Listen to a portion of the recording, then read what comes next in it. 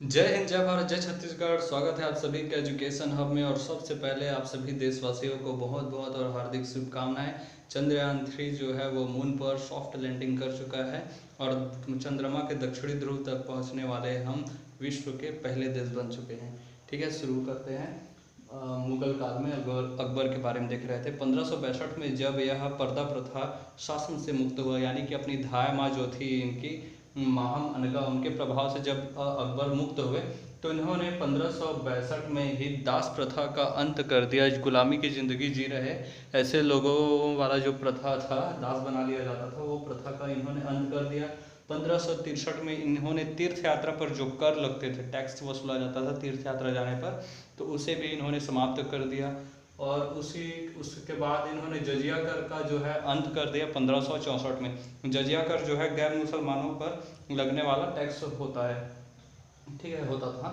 1571 में इसने अकबर ने फतेहपुर सिकरी नामक जो शहर है उसकी इसने स्थापना की। अकबर ने 1575 में इबादत खाना यही फतेहपुर सिकरी में ही इबादत खाना स्थापित किया।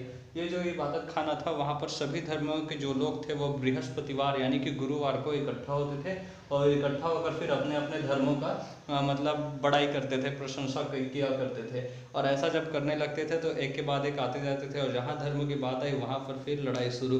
तो यहाँ पर बहुत जल्द लड़ाई शुरू हो जाता था, इसलिए इबादत खाना को जल्दी जल्दी क्लोज करना पड़ता था। ठीक है, झगड़ा शुरू हो जाता था। इसे सुलह ए कुल की नीति अकबर की कही जाती थी। ठीक है, अमीर उल मोमिनी, ठीक है, अमीर उल मोमिनी की इसने उपाधि धारण कर ली। और ये जो अमीर उल मोमिनी जो उपाधि है वह केवल और केवल खलीफा ही उपयोग में लिया करते थे, धारण किया करते थे, लेकिन इसने अकबर ने यह उपाधि धारण कर ली। 1579 में यानी कि 79 में अकबर ने मजहर की घोषणा की। ठीक है, मजहर जो था धार्मिक मामले में अकबर जो था सर्वोपरि हो गया। ठीक है, मजहर की घोषणा की और उसके बाद मजहर क्या था कि धार्मिक मामले में जो है अकबर ही सर्वोपरि रहेगा। ठीक है, बाकी जो है धार्मिक एकाधिकार यानी कि इसने प्राप्त कर लिया। धार्मिक मामलों में यही सबसे उच्च होने लगा। ठीक है, लेकिन कुरान पर राजा का कोई अधिकार नहीं था, ये अपने धर्म का ये रखा। ठीक है, कुरान पर राजा का कोई अधिकार नहीं। और 1582 में इसने दीन इलाही नामक नया धर्म चला लिया। ठीक है, 1582 में दीन इलाही नया धर्म चला लिया और इसके मानने के लिए कोई बाध्य नहीं था कि दीन इलाही धर्म तुम लोग मानो, जरूरी है, ऐसा कुछ बाध्य नहीं था। एकमात्र हिंदू जिसने इस धर्म को माना वो था महेश दास, और महेश दास जो है इस धर्म को मानने के बाद इसका नाम पड़ गया बीरबल। ठीक है, जितना इतिहास में टीवी सीरियल्स में दिखाया जाता है ना, उतना भी ये ब्रिलियंट नहीं था बीरबल। ठीक है, प्रधान जो था अबुल फजल था। ठीक है, ये दीन इलाही जो धर्म था उसका प्रधान था, यानी फिर मुखिया या फिर पुरोहित पंडित जो कह सकते हैं। ठीक है, वो कौन था? अबुल फजल था। इसने धार्मिक गुरु जो थे अबुल फजल के, वो थे अब्दुल लतीफ़। ठीक है, अब्दुल लतीफ़ अबुल फजल के धार्मिक गुरु थे। ठीक है, धार्मिक जीवन पर इसका प्रभाव किस प्रकार से रहा है ये देखते हैं अकबर का। 1583 में इसने हिजरी संवत के स्थान पर क्या किया? इलाही संवत की इसने स्थापना कर दी। ठीक है, इलाही संवत की इसने स्थापना कर दी। देखिए 1582 में इसने क्या किया? दीन इलाही धर्म चलाया और 15 उसके बाद ठीक अगले ही साल मतलब 1583 में इसने क्या किया? हिजरी कैलेंडर जो है इस्लामिक कैलेंडर, उसके स्थान पर इसने दीन इलाही से इलाही शब्द लिया और इलाही कैलेंडर इसने शुरुआत कर दिया, इलाही संवत का चलाया।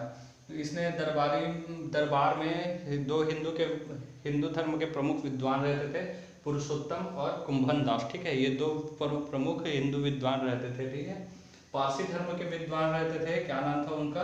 पारसी धर्म के विद्वान थे दस्तूर मेहर राणा। ठीक है, दस्तूर मेहर राणा पारसी धर्म के विद्वान थे। अकबर ने इनसे सूर्य नमस्कार सीखा था। ठीक है, पारसी धर्म के जो राणा थे दस्तूर, उनसे इन्होंने सूर्य नमस्कार सीखा था। ठीक है, ईसाई धर्म के जो एका बीबी थे। ठीक है, ईसाई धर्म के कौन थे प्रमुख? एका बीबी। ठीक है, नाम है एका बीबी। ठीक है, जैन धर्म के जो प्रमुख थे वो थे उस समय विद्वान थे हरि विजय सूरी। ठीक है, हरि विजय सूरी जी थे। वह जिन चंद्र सूर थे, दो लोग थे, हरि विजय सूरी और जिन चंद्र सूर। देखिए गुरु की उपाधि जो है इन दोनों को गुरु की उपाधि अकबर ने दिया था। चौथे जो सिख गुरु थे, सिख धर्म के जो चौथे गुरु थे गुरु रामदास जी, उनको इसने 500 बीघा जमीन दी थी। उस 500 बीघा जमीन में इन्होंने एक तालाब खुदवाया और बीच में एक मंदिर निर्माण करवाया, जिसे हर मंदिर के नाम से जाना जाता था। जाना जाता था। और उसके बाद राजा रणजीत सिंह ने उसमें सोने की परत चढ़ा दी, ठीक है, तो वह स्वर्ण मंदिर हो गया। एक समुद्र में मतलब जो तालाब खुदवाया था उसमें सर के नाम अमृत सरोवर के नाम से जाना गया, और वही अमृत सरोवर आगे चलकर फिर अमृतसर बन गया, ठीक है, शहर बन गया है बहुत बड़ा। देखिए इसके समकालीन जो सूफी संत थे, ठीक है, वो कौन थे? शेख सलीम चिश्ती समय के फेमस सूफी संत थे। अकबर के जीवन पर अगर किसी धार्मिक गुरु का प्रभाव पड़ा तो शेख सलीम चिश्ती का सबसे ज़्यादा प्रभाव था, ठीक है। इतना प्रभाव पड़ा कि इसने अपने बेटे का नाम, जो जहांगीर है इसका बेटा, उसका नाम जो है सलीम, शेख सलीम चिश्ती के नाम पर जो सलीम है उसी के नाम पर इसने अपने बेटे का नाम सलीम रख दिया, और आगे बढ़ जाकर ये जो सलीम है जहांगीर कहलाया, ठीक है। जब तक सलीम था अनारकली के पीछे था, जब जहांगीर बना तो थोड़ा दुनिया में मचा इसका भी कोहराम, ठीक है। जो शेख सलीम चिश्ती है उनका मकबरा कहाँ पर स्थित है? फतेहपुर सीकरी में इनका मकबरा स्थित है। और इनके मकबरा को डिजाइन किसने किया है? वहाउद्दीन, ठीक है, वहाउद्दीन नामक वास्तुकार ने फतेहपुर सीकरी में इनके गुरु शेख सलीम चिश्ती का मकबरा बनवाया, डिजाइन किया। मुद्रा प्रणाली देखते हैं कि ऐसे कैसे सिक्के चलते थे। राम सीता जी की जो आकृति होती थी, चित्र छपे हुए थे, इस प्रकार से सिक्के भी उस टाइम पर चलते थे। रुपया व दाम को इसने जारी रखा, जो शेर शाह सूरी ने रुपया व दाम चलाया था उसे इसने कंटिन्यू किया। 1 रुपया जो था शेर शाह सूरी के टाइम पर, 1 रुपया जो था वो क्या था? चांदी का था, और एक दाम जो था वो क्या था? तांबे का था। तांबा का जो रेट होता है, जो कीमत होता है, वो चांदी की अपेक्षा कम होता है। 64 तांबे के सिक्के यानी कि दाम, ठीक है, एक चांदी के सिक्के के बराबर होता था, यानी कि 1 रुपया 64 दाम के बराबर होता था शेर शाह सूरी के टाइम पर। वही क्या हुआ? अकबर के टाइम पर 1 रुपया 40 दाम के बराबर हो गया, यानी कि 40 तांबे के सिक्के के बराबर। वृत्ताकार सिक्का भी ये जो चलाता था, ठीक है, गोल सिक्का, वो क्या होता था? उसे इलाही कहा। और आयताकार जो चपटा सिक्का होता था, आयताकार प्रकार का, देखेंगे आप अब सिक्का देखेंगे तो बहुत सारे प्रकार का होता है, चौकोन होता है, गोल होता था, पहले होता था ऐसे इस प्रकार से मतलब वो हो जाता था। बहुत सारे सिक्के, कई तो सिक्के जो होते थे षटकोण के आकार के ऐसे होते थे, कई सिक्के इस प्रकार से चौकोन होते थे, तो अलग अलग प्रकार के थे। तो बस इस प्रकार से गोल सिक्के हो जाते हैं ना। तो जो वृत्ताकार सिक्के थे उसे इलाही कहा, और जो आयताकार सिक्के थे उसे जलाली कहा, ठीक है। एक इलाही जो था वो 10 रुपये के बराबर था, ठीक है। देखिए रुपया से भी बड़ा हो गया, यानी कि एक इलाही 10 रुपया के बराबर हो गया, ठीक है। भू राजस्व देखते हैं। भू राजस्व उस समय था, बहुत सारी प्रणालियाँ थी, जैसे जब्ती प्रणाली हो गया, आईना है, दहसाला और कनकुट प्रणाली। जब्ती प्रणाली जो था वो भूमि माप के आधार पर था। भूमि को माप लिया जाए, कितना बड़ा भूमि है तो उसके हिसाब से इसे कर देना पड़ता था, वो जब्ती प्रणाली कहलाता था। कनकुट प्रणाली, ठीक है, कनकुट प्रणाली जो है वह क्या था? उपज के आधार पर टैक्स दिया जाता था, कि तुम्हारी भूमि पर मतलब एक साल में इतना मतलब फसल हो रहा है तो उसके हिसाब से सालाना तुम ये इतना टैक्स दोगे, ठीक है। आईना है दहसाला, आईना है दहसाला ये थोड़ा खतरनाक टैक्स था। 10 वर्ष का औसत निकाल लिया जाता था कि एक साल इतना हुआ, दूसरे साल इतना, तीसरे साल इतना, चौथा साल इतना, और ऐसा करते करते 10 साल का देख लिया जाता था रिकॉर्ड, ठीक है, पटवारी के पास जाकर, ठीक है, 10 साल का रिकॉर्ड देख लिया जाता था। किसान जो अधिकारी होते थे उसके पास जाकर 10 साल में जितना उपज हुआ उतना उपज का एक औसत निकाल लिया जाता था, ठीक है। एक साल कितना हुआ? 10 कुंटल एक साल, 20 कुंटल एक साल, 15 कुंटल एक साल, 7 कुंटल एक साल, 8 कुंटल एक साल, 16-17 कुंटल, फिर ऐसा एवरेज निकाल लिया जाता था 10-12 कुंटल के आसपास का। और फिर हर साल फिर वैसा ही मतलब इनको देना पड़ता था टैक्स उसके हिसाब से। ये जो प्रणाली थी, जो आईना दहसाला था प्रणाली, किसने चालू किया था? इसका श्रेय किससे आता था?